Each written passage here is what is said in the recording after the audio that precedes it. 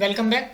आज के इस वीडियो में हम लोग BCSL 013 computer basics and PC software assignment 2021-22 के सेक्शन 1 जो कि लाइनक्स पर बेस्ड है कि क्वेश्चन नंबर 1A को डिस्कस करेंगे, जिसमें कि आपको 6 कमांड्स दिए गए हैं जो कि आपके 6 मार्क्स के हैं। आज हम लोग उसको डिस्कस करने वाले हैं, तो इसको हम लोग डिटेल में समझेंगे। तो चलिए स्टार्ट करते हैं। इग्नू असाइनमेंट 2021-22 BCSL 013 आपका कोर्स कोड है। कोर्स नेम आपका computer basics and PC software section 1 Linux पर बेस्ड है।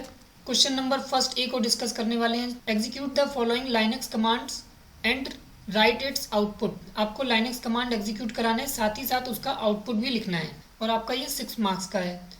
तो जैसा कि पहला कमांड आपका आ रहा है डेट कमांड। तो ये डेट कमांड करता क्या है, ये आपको डिस्प्ले कराता है सिस्टम की डेट टाइम। साथ ही साथ अगर आप सिस्टम की डेट और टाइम चेंज करना चाहें तो इसके थ्रू आप चेंज कर सकते हैं। तो देखिए डेट कमांड क्या कह रहा है, it is use to display और set the system date and time. ठीक है, आप सिंपल सा टर्मिनल पर डेट कमांड लिखेंगे और एंटर कर देंगे तो आपको करंट डेट डिस्प्ले करा देगा अलोंग विद टाइम। तो चलिए इसको रन करा के देख लेते हैं। हम यहाँ पर CYG Win64 टर्मिनल का यूज़ करने जा रहे हैं। आप अपना डायरेक्ट लाइनक्स पर यूज़ कर सकते हैं। हम सिंपल सा यहाँ पर डेट लिख रहे हैं और एंटर कर रहे हैं। तो देखिए यहाँ पर इसने डेट डिस्प्ले करा दी, वेंसडे December 20, 2021, और आपको टाइम डिस्प्ले करा रहा है 2:03:09 है ना, PM आ गया आपका। अच्छा, अब देखिए डेट को बहुत सारे ऑप्शन के साथ भी यूज किया जा सकता है। ठीक है, आप किस तरह की डेट चाह रहे हैं। ये तो आपको डे का नाम एब्रीविएशन में दे रहा है ना, मंथ का भी एब्रीविएशन में नाम दे रहा है, डेट दे रहा है 21 है ना, और ईयर दे रहा है, साथ ही साथ आपको टाइम डिस्प्ले करा रहा है।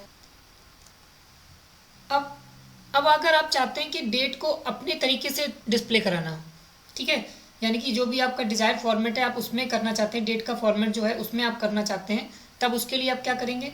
देखिए डेट कमांड तो लिखेंगे, साथ ही साथ आपको hyphen date is equals to, और जो भी आपको फॉर्मेट लिखना है वो लिख देना है। ठीक है, हमने यहाँ पर 12/21/2021 लिखा है। आप कोई भी डेट लिख देंगे डबल कोट्स के अंदर और एंटर कर देंगे तो आपको वो डेट डिस्प्ले करा देगा।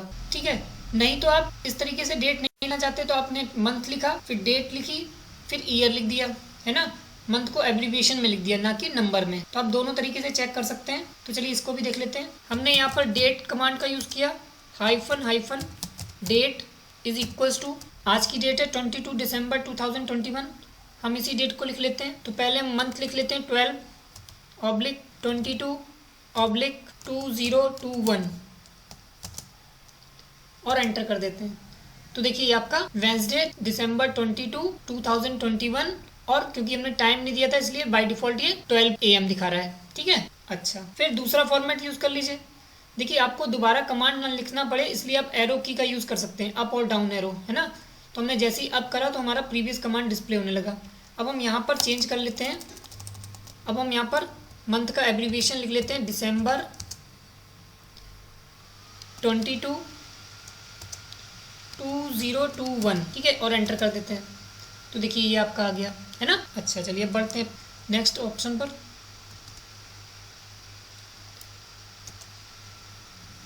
अब देखिए कभी कभी आपको क्या ज़रूरत होती है, कोई भी प्रीवियस डेट देखनी होती है, तब आप क्या करते हैं। ठीक है, यहाँ पर आपको बहुत सारे कमांड दिए गए हैं, यानी कि आप एक दिन पहले की देखना चाहते हैं डेट, है ना, कि कल कौन सी डेट थी, या एक मंथ पहले की देखना चाहते हैं आप, एक मंथ पहले कौन सी डेट थी आज से, है ना। फिर एक साल पहले कौन सी डेट थी, एक घंटे पहले, एक मिनट पहले, है ना, एक सेकंड पहले, यस्टरडे मतलब कल। ठीक है, 1 डे एगो करें या यस्टरडे करें, सेम रिजल्ट आपको आएगा। ठीक है, यहाँ पर डेट और टाइम साथ साथ देता है, तो यहाँ पर आपको मिनट आवर सेकंड का भी रिजल्ट देगा। ठीक है, तो चलिए इसको रन करा लेते हैं। पहले आप वीडियो को पॉज करिएगा और खुद से कमांड को रन करा के देखिएगा, फिर वीडियो को आप आगे बढ़ाइएगा। तो इससे आपको चीज़ें क्लियर होती चली जाएंगी कि आप क्या गलती कर रहे हैं। इस तरीके से करेंगे तो आपको साथ ही साथ समझ में भी आता रहेगा और आपके कमांड्स भी क्लियर होते जाएंगे। और कोशिश करिए अपनी लैंग्वेज में असाइनमेंट को लिखिए, है ना। तो चलिए इसको भी रन करा लेते हैं। हमने यहाँ पर ये लिखा, एरो की का यूज़ किया, और हमने यहाँ पर 1 डे एगो लिख लिया। ठीक है, तो देखिए आज 22 है, कल कौन सी डेट थी 21, है ना। हम और भी कुछ कर सकते हैं, 2 डे एगो, 3 डे एगो, 5 डे एगो, कुछ भी कर सकते हैं। यहाँ पर 5 डेज एगो कर लीजिए, है ना।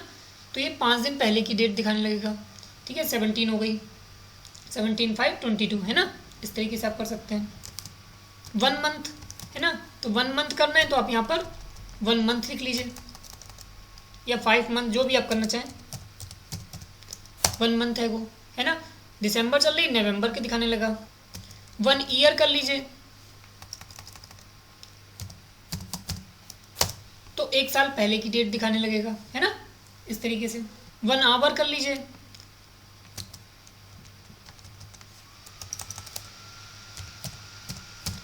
ठीक है। तो अभी 2:10:29 हो रहे हैं, ठीक है। तो यहाँ पे ये क्या दिखाने लगेगा, 1:10,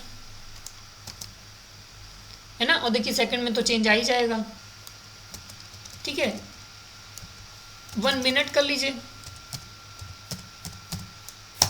1 मिनट पहले का दिखाने लगेगा। 1 सेकंड कर लीजिए,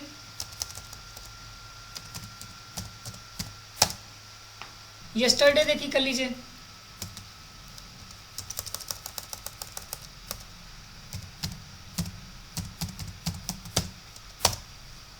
तो देखिए कल की डेट दिखाने लगा, है ना। अच्छा, अब अगर आपको फ्यूचर डेट देखनी है तो फ्यूचर डेट देखने के लिए आपको सिंपल सा आपको एगो बिफोर कुछ नहीं लिखना होगा, ठीक है। आपको सिंपल सा 1 डे यानी कि 1 दिन आगे की डेट दिखाने लगेगा, या फिर उसी को आप नेक्स्ट डे भी कर सकते हैं, या फिर आप टुमारो भी लिख सकते हैं। ये तीनों आपको सेम रिजल्ट ही देने वाले हैं। तो चलिए पहले इसको देख लेते हैं।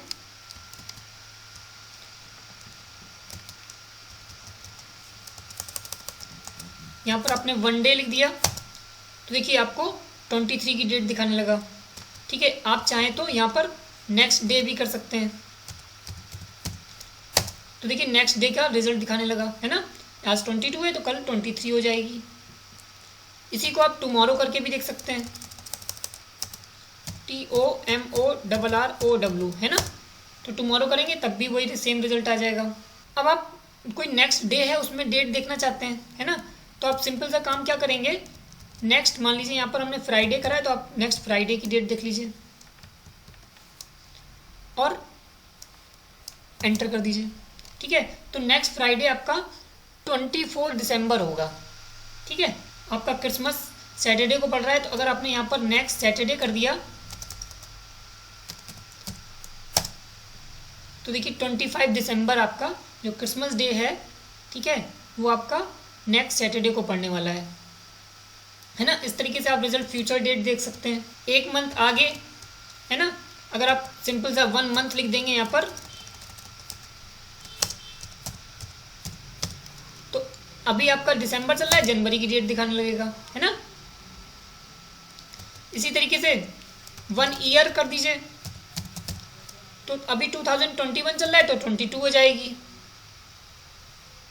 है ना। दिसंबर 22 2022 हो गया, और दिन क्या होगा, थर्सडे होगा, है ना। इस तरीके से आप देख सकते हैं। 1 घंटे आगे का टाइम देखना चाहते हैं तो आप यहाँ पर सिंपल सा 1 आवर लिख दीजिए, तो देखिए अभी 2:16 हो रहे थे, तो यहाँ पर 3:16 दिखाने लगा, है ना। 3 past 16। इस तरीके से आप डेट कमांड का यूज़ कर सकते हैं फ्यूचर डेट देखने के लिए और पास्ट डेट देखने के लिए, ठीक है।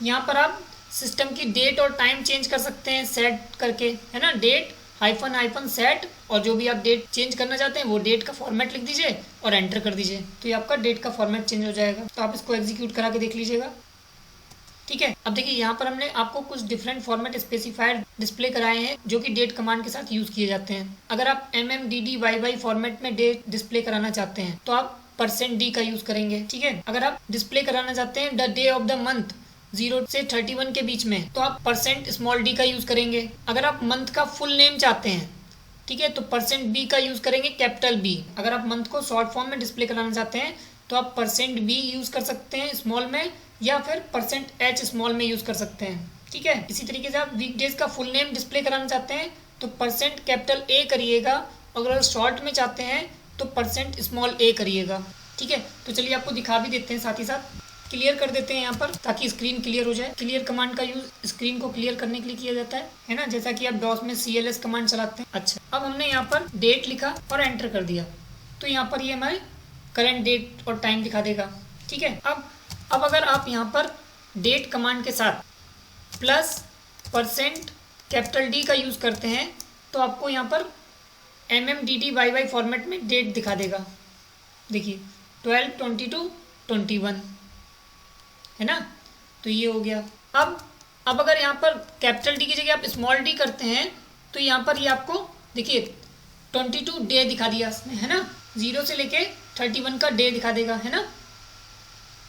अच्छा, फिर नेक्स्ट कमांड था, अगर आप मंथ का फुल नेम देखना चाहते हैं तो B कर लीजिए। तो देखिए दिसंबर, है ना। अगर शॉर्ट में देखना चाहते हैं तो b कर लीजिए या फिर h कर सकते हैं, ठीक है ना। अच्छा, फिर वीक डेज देखना चाहते हैं फुल नेम, है ना, तो आप यहाँ पर सिंपल सा काम क्या करेंगे, A कर लेंगे। तो देखिए वेंसडे है आज, तो आपको वेंसडे दिखाने लगा फुल नेम, है ना। अगर आप शॉर्ट में चाहते हैं तो यहाँ पर a कर लीजिएगा, है ना, तो WED करके दिखाने लगेगा। अब अगर आप मंथ डिस्प्ले कराना चाहते हैं तो सिंपल सा यहाँ पर स्मॉल में M लिख दीजिएगा, ठीक है ना। अब देखिए ईयर अगर डिस्प्ले कराना चाहते हैं तो अगर आप y करते हैं, ठीक है, तो ये आपको 2 डिजिट में ईयर दिखाएगा, है ना। अगर आप यहाँ पर Y का यूज करते हैं, ठीक है, तो आपको जो ईयर है वो 4 डिजिट में डिस्प्ले कराएगा। तो देखिए 2021 आ गया, है ना। इसी तरीके से अगर आप यहाँ पर टाइम डिस्प्ले कराना चाहते हैं तो सिंपल सा काम यहाँ पर करिए, T टाइप कर दीजिए, है ना, +% T और एंटर कर दीजिए। तो देखिए टाइम आपको डिस्प्ले करा देगा, है ना, 14:25 सेकंड, है ना। तो देखिए यहाँ पर ये 24 आवर्स में टाइम डिस्प्ले करा रहा है। अब यहाँ पर H कर देंगे तो आपको आवर डिस्प्ले करा देगा, ठीक है। ये देखिए आवर्स डिस्प्ले करा दिया। यहाँ पर M कर देंगे तो आपको मिनट डिस्प्ले करा देगा, और S कर देंगे तो आपको सेकंड डिस्प्ले करा देगा, है ना। तो आवर मिनट सेकंड आपको कराना है तो आप H, M और S का यूज़ कर सकते हैं, जबकि आपका m किसके लिए यूज़ हुआ था, m आपका यूज़ हुआ था मंथ के लिए। आई थिंक आपको डेट के कमांड क्लियर हो गए होंगे।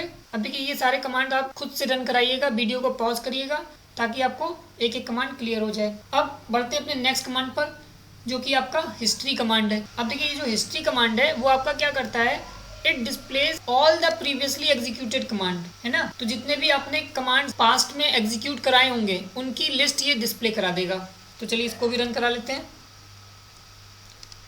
यहाँ पर आप सिंपल सा आप हिस्ट्री लिख देंगे और एंटर कर देंगे तो आपको वो सारे कमांड डिस्प्ले हो जाएंगे जो आपने पास्ट में एग्जीक्यूट कराए होंगे, ठीक है। अच्छा, अब आता है आपका नेक्स्ट कमांड, फाइंड कमांड। अब देखिए जैसा कि फाइंड नाम ही है, सर्च करने के काम आएगा, है ना, लेकिन उसका यूज हम लोग कई तरीके से कर सकते हैं। This command is used for searching a file folder, है ना, फाइल को ढूंढने के लिए या फोल्डर को ढूंढने के लिए करते हैं। अब किस तरीके से करेंगे, to search a specific file name. अगर मान लीजिए कोई स्पेसिफिक फाइल नेम है, जैसे टेक्स्ट फाइल है या PDF फाइल है या इस तरीके से कोई भी फाइल है, उनको आपको सर्च करना है, ठीक है। तो आप कैसे कर सकते हैं, आप सिंपल सा काम करेंगे, फाइंड कमांड लिखेंगे और उस फाइल का नाम लिख देंगे, या फिर फाइंड के साथ -नेम लिख देंगे और उस फाइल का फॉर्मेट लिख देंगे, ठीक है। तो चलिए इसको देख लेते हैं। तो देखिए पहले तो आप PWD करके प्रेजेंट वर्किंग डायरेक्टरी देख लीजिए क्या है। हमारी होम डायरेक्टरी है, उसके अंदर एक नितिन नाम की डायरेक्टरी है, उसके अंदर हम लोग वर्क कर रहे हैं, ठीक है। हम यहाँ से चेंज डायरेक्टरी कर लेते हैं, GPL, ठीक है। ये डायरेक्टरी हमारी ऑलरेडी क्रिएट है, इसलिए यहाँ पर हमें GPL दिखा रहा है, अदरवाइज वो इनवैलिड दिखाता, है ना, ये डायरेक्टरी नॉट फाउंड दिखाता। तो अब हम लोग किस डायरेक्टरी में आ गए, अगर हम PWD चलाएंगे तो हमारी प्रेजेंट वर्किंग डायरेक्टरी GPL हो गई, है ना, होम फिर नितिन उसके अंदर GPL, ठीक है।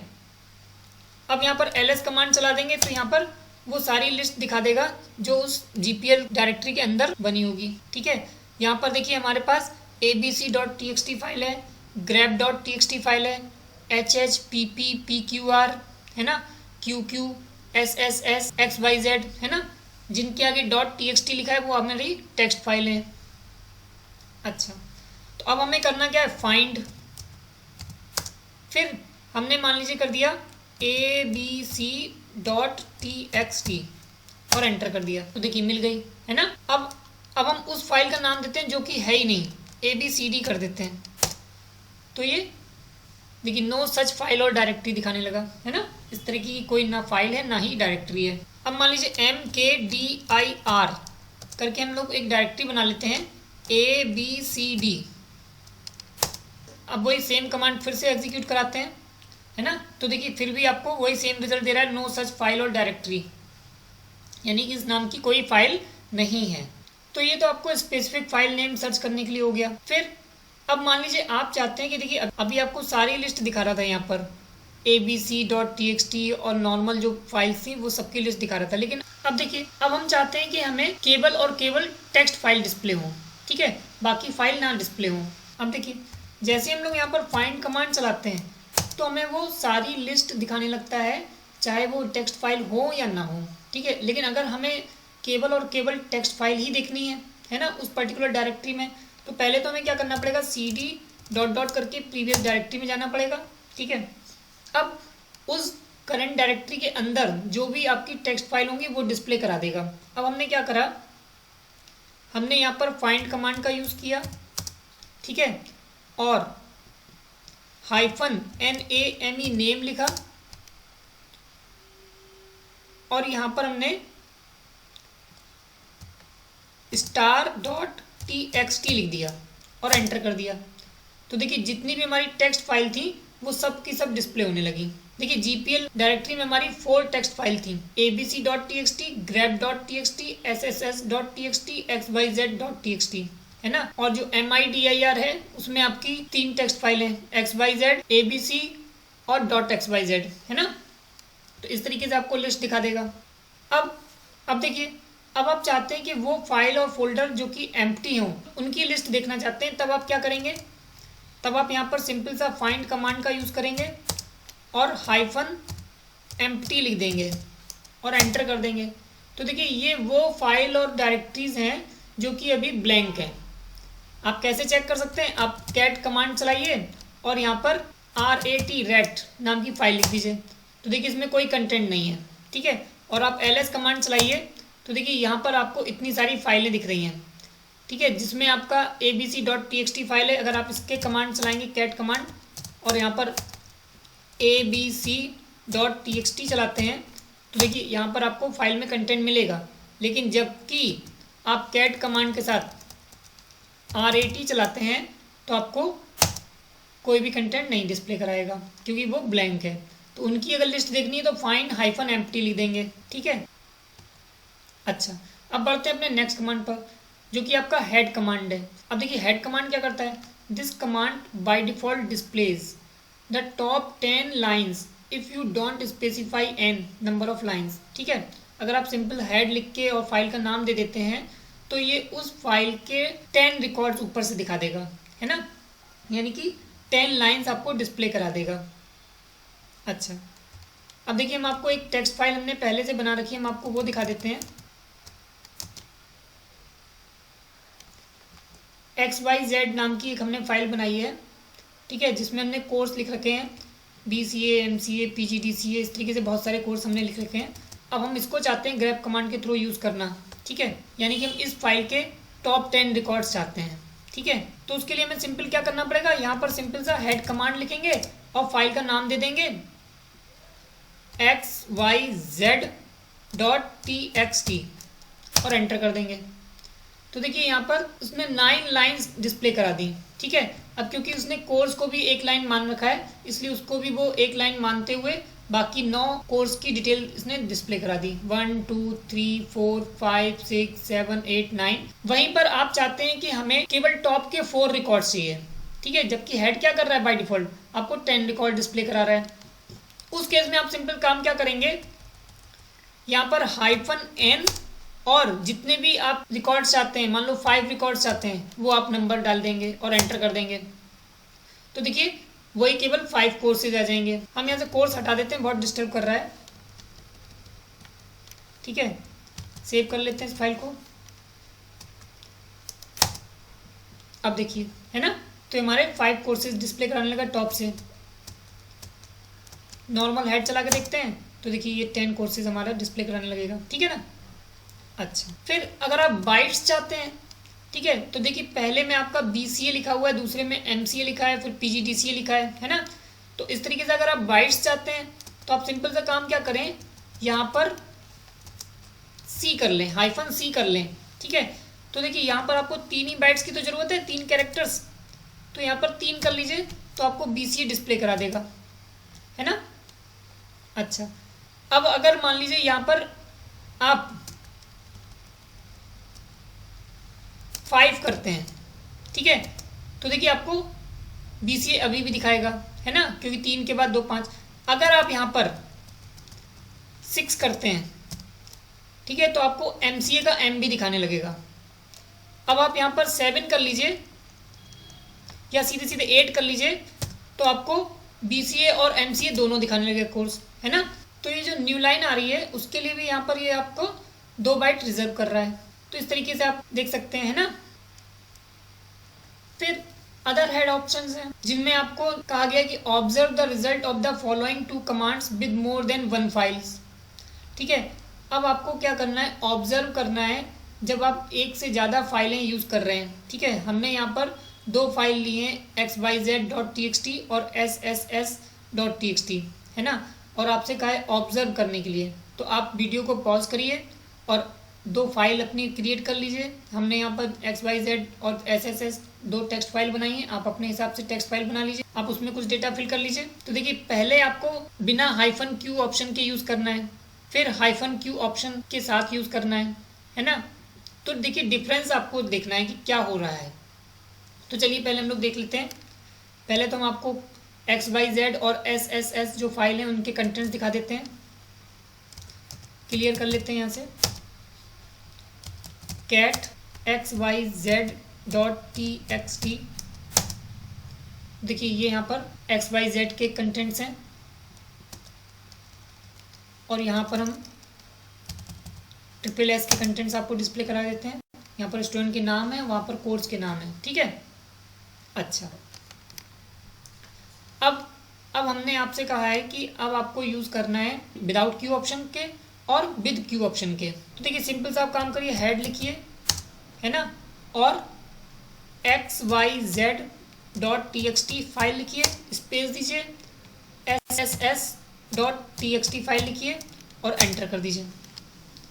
देखिए जब आप इस रिजल्ट को देखते हैं तो आपको कुछ इस तरीके से दिखाई देता है कि पहली फाइल जो आपने xyz दी थी और जो दूसरी फाइल SSS.txt फाइल दी थी, ठीक है, तो दोनों के कंटेंट्स दिखा रहा है, लेकिन साथ ही साथ उसके फाइल नेम भी डिस्प्ले करा रहा है ना। उसको ऐसा नहीं दिखा रहा है कि एक ही में सारे रिकॉर्ड मर्ज कर दे, यानी कि एक के बाद दूसरा रिकॉर्ड आपको डिस्प्ले कराने लगे, ठीक है ना। अगर आप ऐसा चाहते हैं कि ये फाइल नेम ना दिखाए, है ना, और वो कंटेंट्स एक ही में मर्ज करके दिखा दे, ऐसा लगे कि ये कंटेंट सारे एक ही फाइल के हैं, उसके लिए आप -q का यूज़ करते हैं, ठीक है। अब देखिए, अब हमने यहाँ पर सिर्फ यहाँ पर क्या करा, -q और ऐड कर दिया।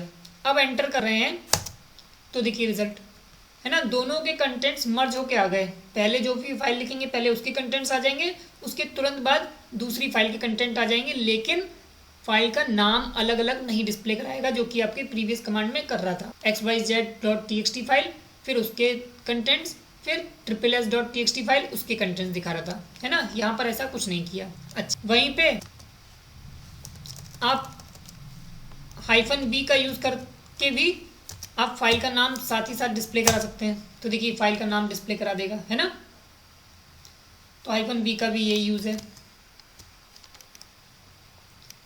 ठीक है। आई थिंक आपको ये भी क्लियर हो गया होगा। अब देखिए नेक्स्ट आ रहा है आपका ग्रैब कमांड। ग्रैब कमांड का यूज़ होता है आपका सर्चेज में, लेकिन वो आपके रिजल्ट को फिल्टर कर देता है। This command is use to filter searches a file that matches the given pattern, ठीक है। यानी कि आप जो भी पैटर्न देते हैं, अगर वो पैटर्न उस फाइल के अंदर होता है, ठीक है, वो उसको मैच कराता है और उस फाइल को डिस्प्ले करा देता है, अगर वो कंटेंट आपका उस फाइल के अंदर मौजूद होगा, ठीक है। तो इसका सिंटेक्स क्या कह रहा है, ग्रैप लिखेंगे, फिर उसके साथ बहुत सारे ऑप्शंस हैं, उनको भी हम लोग देखेंगे, ठीक है। फिर पैटर्न जो भी आप देना चाहते हैं और फिर फाइल का नाम दे देंगे। जैसा कि देखिए यहाँ पर एग्जाम्पल में दिया है कि यहाँ पर ग्रैप कमांड का आपने यूज़ किया, यहाँ पर हमने ऑप्शन का यूज़ नहीं किया है, और यहाँ पर हम वर्ड ढूंढना चाहते हैं ग्रैप, यानी कि हमारा पैटर्न हो गया ग्रैप, ठीक है। और हम किस फाइल में से देखना चाहते हैं, हमारी एक फाइल बनी हुई है grep.txt, है ना। इस फाइल के अंदर हम लोग ग्रैप वर्ड को ढूंढना चाहते हैं। अगर वो ग्रैप वर्ड इस grep.txt फाइल में मौजूद होता है, ठीक है, तो वो हमें ये फाइल दिखाएगा, अदरवाइज नहीं दिखाएगा, ठीक है। तो चलिए इसको रन कराते हैं, क्लियर कर लेते हैं। हमने यहाँ पर grep कमांड लिखा और हमने यहाँ पर वो वर्ड लिखा जो हमें फाइंड करना था कि उस फाइल में है कि नहीं, और हम ढूंढना चाहते हैं क्या ये grep.txt फाइल में मौजूद है। हमने एंटर किया तो देखिए यहाँ पर ये ग्रैप वर्ड इस फाइल में मौजूद था, ठीक है। तो ये उसने उस लाइन का रिजल्ट इसने डिस्प्ले करा दिया। तो हम यहाँ पर आपको ग्रैप फाइल के कंटेंट्स दिखा देते हैं। पहले cat grep, टेक्स्ट नहीं लिखा है इसलिए यहाँ पर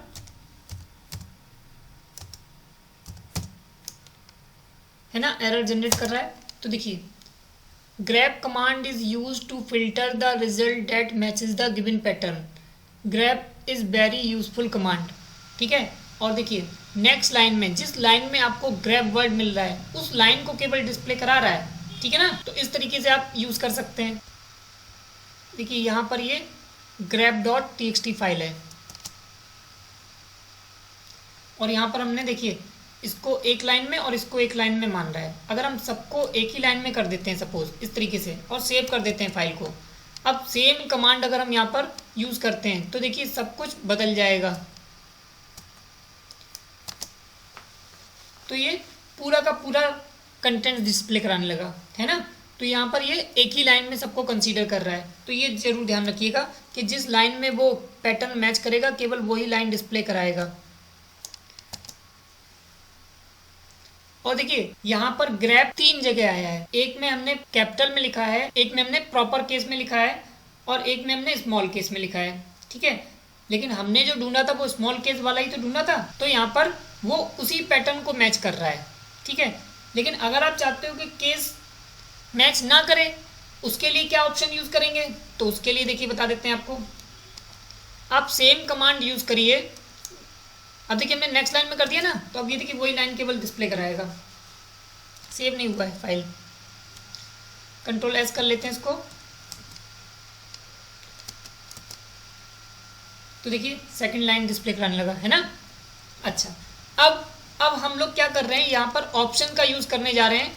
हमने यहाँ पर क्या करा, -i कर दिया, इग्नोर केस, है ना। अगर हमने -i का यूज करते हैं तब वो केस को इग्नोर कर देगा। अब grep चाहे स्मॉल में हो, चाहे कैपिटल में हो, चाहे प्रॉपर केस में लिखा हो, सबको वो कंसीडर कर लेगा और जिस जिस लाइन में वो वर्ड आया होगा उस पूरी लाइन को डिस्प्ले करा देगा।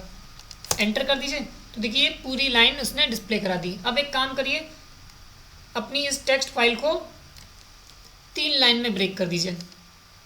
देखिए इसमें कैपिटल में आया है, इसमें प्रॉपर केस में आया है और उसमें स्मॉल केस में आया है। अब इसको सेव कर लीजिए, तब भी आपको सेम रिजल्ट 3 लाइन में दिखाएगा, है ना।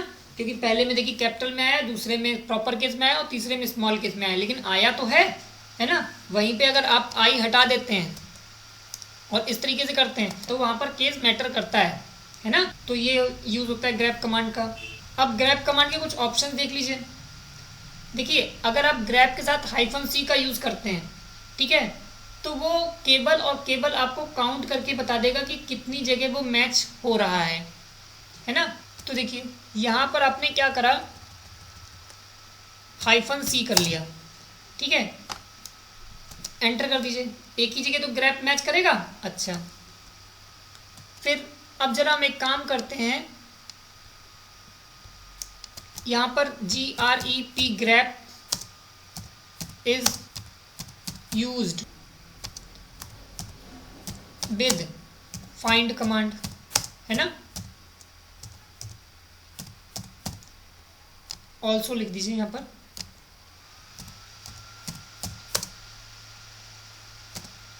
ठीक है, अब हम इस फाइल को सेव कर लेते हैं। अब हम इसको रन कराते हैं फिर से कमांड को। तो देखिए 2 जगह आ गया, है ना। तो काउंट करके दिखा देगा कि कहाँ पर वो पैटर्न आपका कितनी बार आया है उस फाइल में, ठीक है। आई आपको बता ही दिया, इग्नोर करेगा केस को। और ग्रैब के साथ अगर हाइफन एल कर दिया आपने तो केवल और केवल आपको फाइल का नाम दिखाएगा, उसके कंटेंट नहीं दिखाएगा। अभी आपको क्या कर रहा है, अभी आपको ग्रैब कमांड उसके कंटेंट दिखा देता है ना। जैसे आपने यहाँ पर देखिए ग्रैब डॉट टीएक्सटी लिखा तो यहाँ पर आपको उसके कंटेंट डिस्प्ले करा देता है अगर वो वर्ड मैच करता है। लेकिन अगर आप ग्रैब कमांड का यूज़ इस तरीके से कर रहे हैं और यहाँ पर हाइफन एल यूज़ कर रहे हैं, ठीक है, तो वो केवल आपको फाइल नेम दिखाएगा, ठीक है। देखिए ग्रैब डॉट टीएक्सटी है ना। अच्छा, अगर आप हाइफन एन का यूज़ करते हैं तो वो लाइन तो दिखाएगा, ठीक है, जो मैच कर रही होगी, लेकिन उसके साथ साथ लाइन नंबर भी दिखाएगा, ठीक है। तो यहाँ पर ये भी करके देख लीजिए।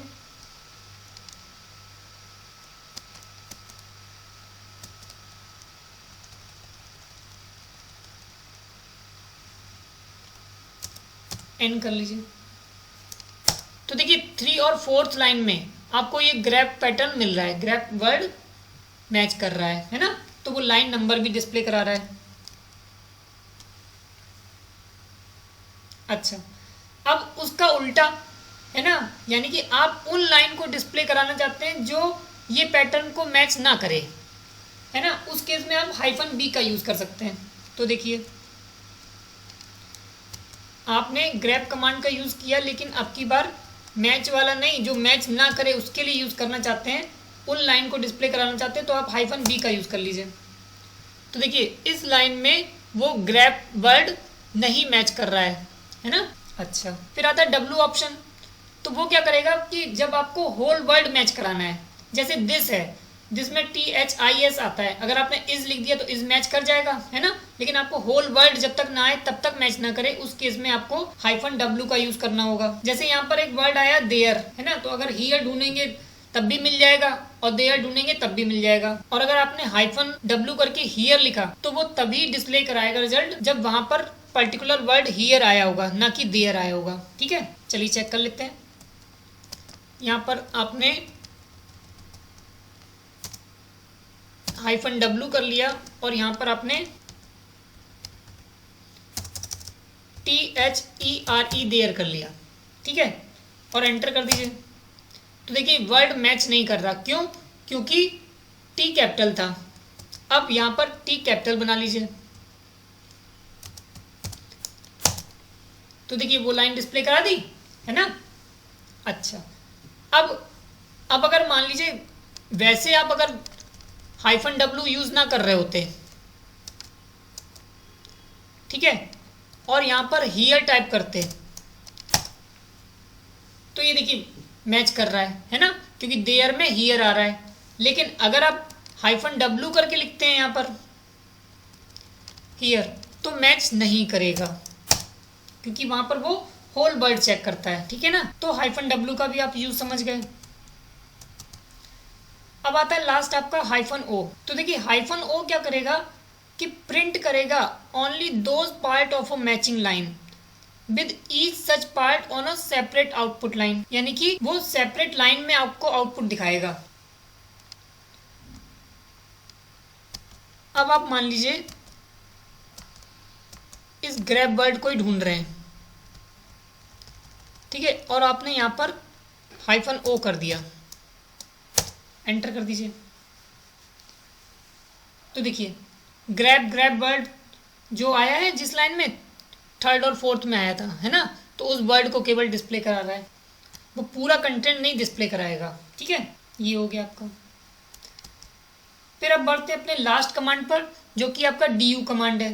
तो DU stands for disk usage, यानी कि वो बताता है कितना डिस्क यूज कर रही है फाइल या डायरेक्टरी, है ना। तो DU shows all the files along with their respective sizes they used, है ना। तो इसको भी देख लेते हैं। यहाँ पर आपने DU कमांड चलाया और एंटर कर दिया। तो देखिए यहाँ पर ये कुछ फाइल्स हैं जो कि आपकी 0 बाइट कंटेन कर रही हैं। अब हम लोग एक काम करते हैं, CD डॉट करके प्रीवियस डायरेक्टरी में चले जाते हैं। अब हम लोग सेम कमांड चलाते हैं। तो देखिए यहाँ पर कुछ फाइल्स हैं जो हमारी 3 किलोबाइट्स कंटेन कर रही हैं, तो जो भी स्पेस वो यूटिलाइज कर रही होंगी उसको वो यहाँ पर किलोबाइट के फॉर्म में दिखाएगा। आई थिंक आपको du कमांड के बारे में भी समझ में आ गया होगा। अब देखिए यहाँ पर ये आपको एक एक्सरसाइज दी जा रही है, ठीक है, जिसको आपको खुद से करना है ना, जिसमें आपको क्या करना है, display the current date and time, आपको करंट डेट और टाइम डिस्प्ले करानी है, वो कमांड चलाना है, ठीक है। आपको लास्ट संडे की डेट बतानी है, आपको डे बताना है करंट डेट का, आपको अपकमिंग मंडे की डेट बतानी है, आपको लिस्ट ऑफ कमांड बताने हैं जो कि आपने पास्ट में यूज करे हो, आपको टेक्स्ट फाइल्स की लिस्ट दिखानी है इन द करंट डायरेक्टरी, फिर आपको डिस्प्ले करानी है text file in the current directory, those are blank जो कि ब्लैंक है, फिर आपको टॉप 6 लाइन दिखानी है of 2 files along with their file names, है ना, साथ ही साथ आप उसका फाइल नेम भी दिखाना हो, तब क्या करेंगे आप। फिर नेक्स्ट है आपका display the list of files that contain the particular word is respective there case, है ना, यहाँ पर केस का कोई मतलब नहीं है, कोई पर्टिकुलर वर्ड हो उस फाइल में आया हो, उन फाइल की लिस्ट अगर आपको दिखानी है तब आप क्या करेंगे। Display the file name along with their size that are not empty, ऐसी फाइल जो एम्प्टी नहीं है, ठीक है, उनका फाइल नेम दिखाए और साथ ही साथ वो कितना साइज कंटेन कर रही हैं वो भी दिखाए। तो ये एक्सरसाइज है आपको खुद से करनी है, जिसको कि हम लोग नेक्स्ट वीडियो में डिस्कस करेंगे। आई थिंक आपको सारी चीज़ें क्लियर हो गई होंगी। अगर आपको फिर भी कोई डाउट है तो आप हमें कमेंट कर सकते हैं। साथ ही साथ आपको ये वीडियो कैसा लगा आप हमें कमेंट करके ज़रूर बताइएगा। अगर आपको ये वीडियो अच्छा लगा हो तो इसे लाइक करें, शेयर करें, और अगर आपने हमारे चैनल को अभी तक सब्सक्राइब नहीं किया है तो इसे सब्सक्राइब करें, और हाँ, बेल आइकन पर क्लिक करना ना भूलें ताकि आपको नेक्स्ट वीडियो की नोटिफिकेशन सबसे पहले मिल सके। Thank you.